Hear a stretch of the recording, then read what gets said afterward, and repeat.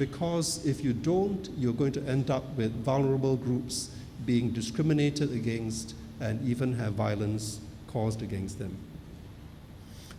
So this is quite uncontroversial. It's been known for, within human rights circles for a long time. But I would argue that, it would be a mistake to think that laws against hate speech can actually solve the problem. In my research, I found that unfortunately, although these laws are necessary, it is necessary for every country to have laws against incitement to discrimination and violence. They are rarely enough. They are not enough because these hate speech laws are not designed for the most sophisticated, most sustained campaigns of hate. Why do I say that?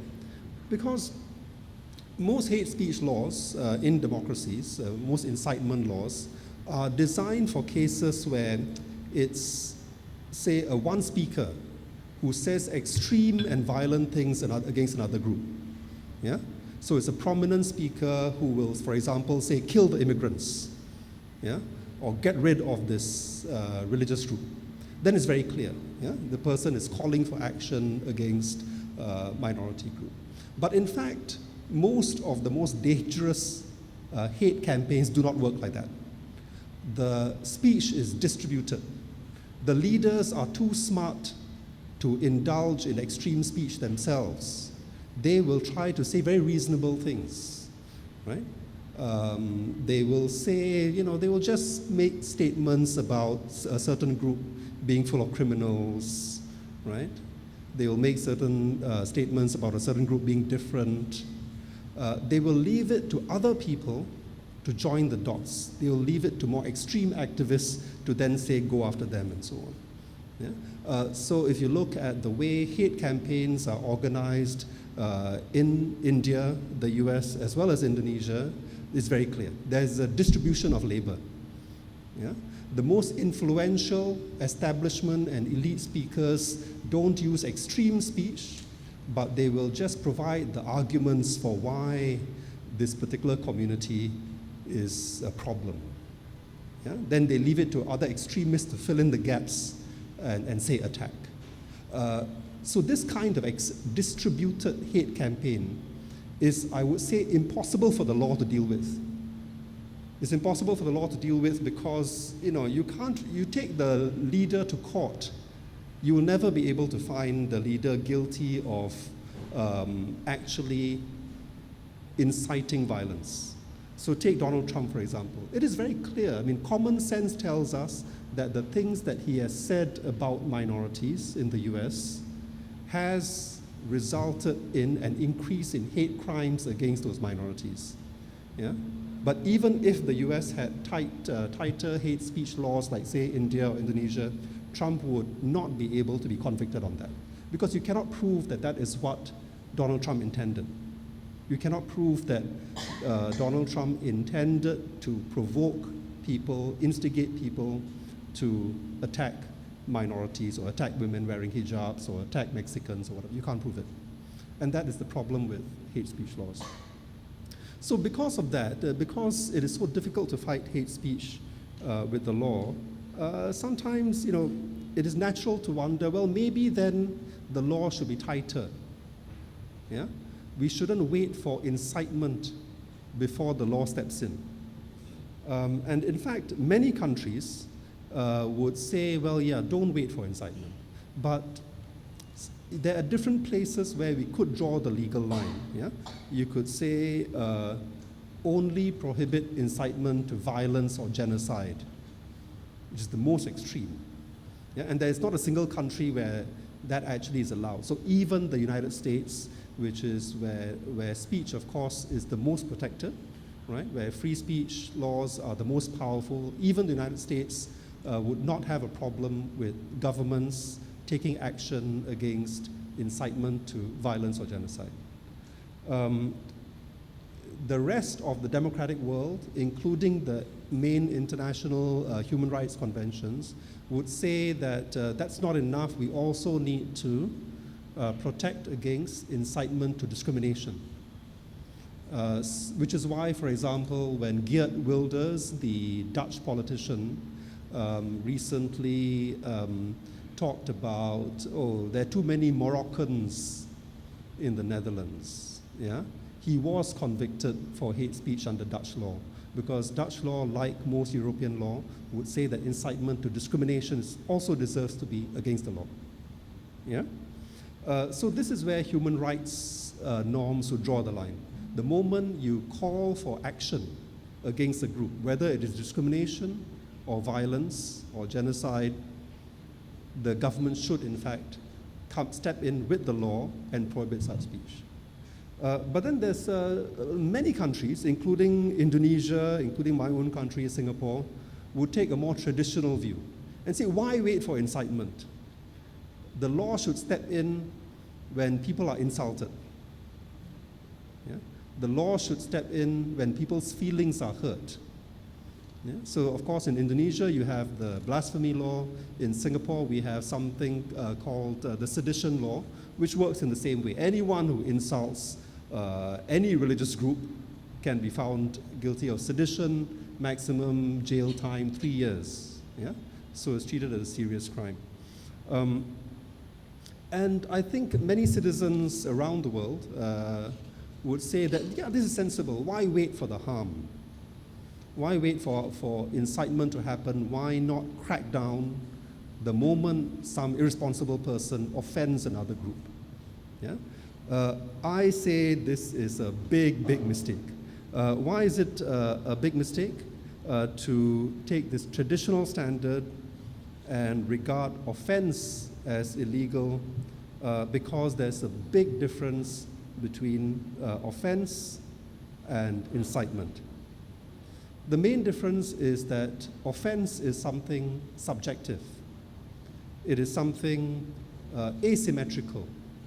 In what way do I say it's asymmetrical? What I mean is that offense can be taken even if someone doesn't intend to give you offense, right?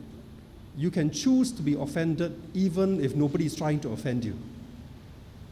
Yeah? In contrast, incitement by definition is always deliberate.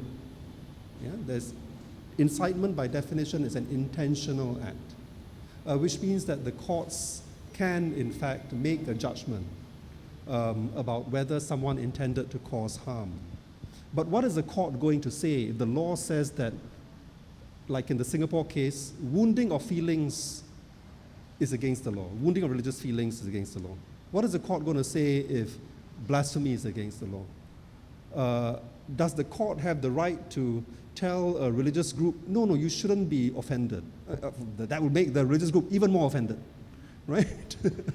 If the court tells a religious minority in Singapore, well, you're overreacting. Yeah?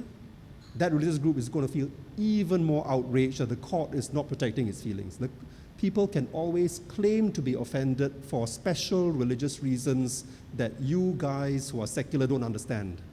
And it can become a political problem. It can become a political problem for the courts, for the government, if the secular authorities try to tell a religious minority or racial minority that in fact you don't really have a serious reason to be offended. It can make the situation worse. Yeah? Which is why it is a bad idea to allow that kind of subjective, offended feelings to be regulated through the law. Right? It should be regulated through other means, just through counter speech, through civic action, through the media, but treating it as illegal, I would say, a big mistake. And every country that does it, you find that it backfires. Right? It backfires because it encourages groups to deliberately take offense as part of a hate spin strategy. Yeah? So we see this in every country that has blasphemy laws. We see this in Thailand that has lèse majesté laws that works in the same way. Yeah? We see this in countries that have seditious libel laws. Yeah? The moment you make offended feelings illegal, there will be political opportunists who see it in their advantage to claim to be offended.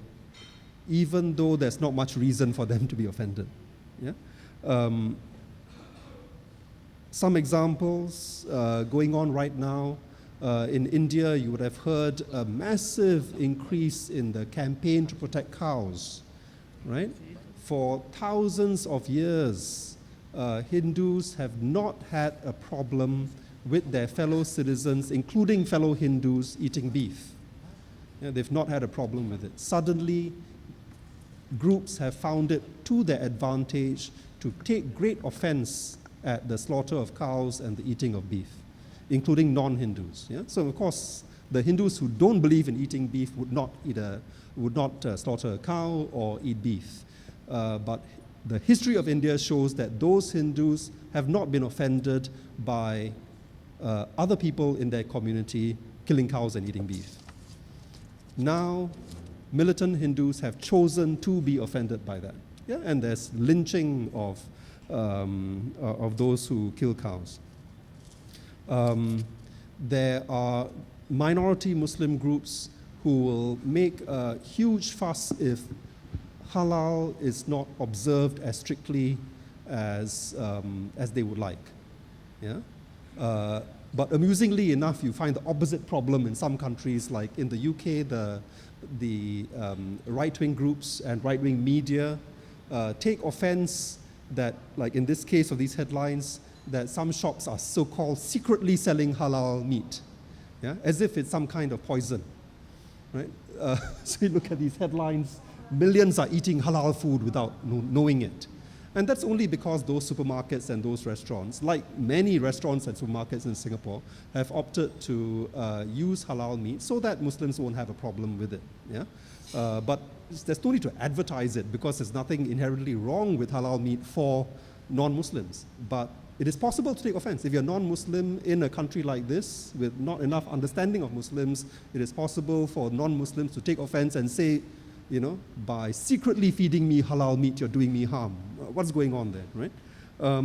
So this idea of manufactured indignation is rampant. And of course, there are cases in Indonesia as well.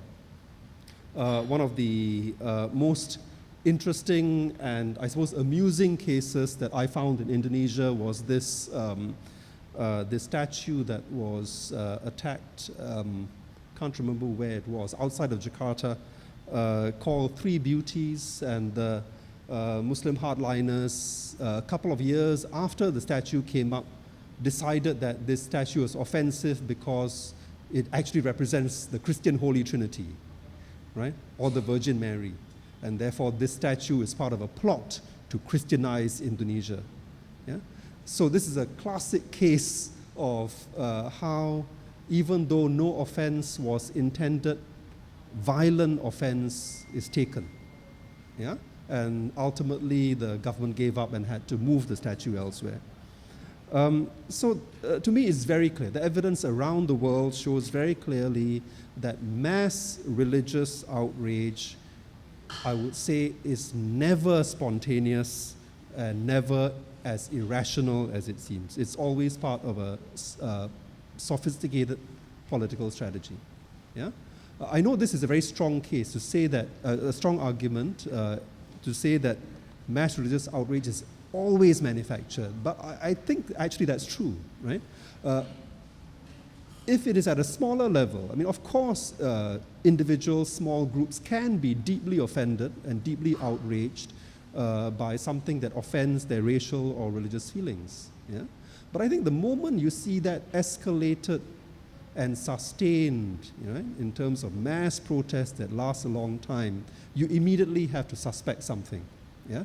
That this is a case of, yes, maybe genuine individual feelings among some being exploited for political gain. So as far as the law is concerned, I think it's, I guess my main message is that insult laws always backfire, yeah, because they empower those who deliberately want to take offense for political gain, and that hate speech laws are inadequate. They are necessary, incitement laws are necessary, but they're inadequate. So what does this mean? Does this mean that we just all give up and go home? No, I mean, obviously intolerance, including offense, including incitement, are serious problems in many countries. But it is a job not just for the law, yeah? It is a job for the media, for civic groups, for political leaders, for religious leaders to address very seriously. Yeah? And I also want to, I guess I want to end with this, so that although my research started out by looking at the implications for free speech, yeah? And I thought of this as a speech-related problem. By the end of my research, I realized that actually it's something much deeper. That ultimately the problem that is being faced in countries that are facing this kind of rise in religious intolerance is actually a lack of substantive equality, right? Where citizens are not being treated as equal citizens. And if that is right, then maybe the real focus of our attention should be in improving anti-discrimination laws. Yeah? And ultimately the promotion of equal rights, right? Freedom of religion for all, including religious minorities, freedom of belief, will actually do more to protect minorities than trying to protect their feelings.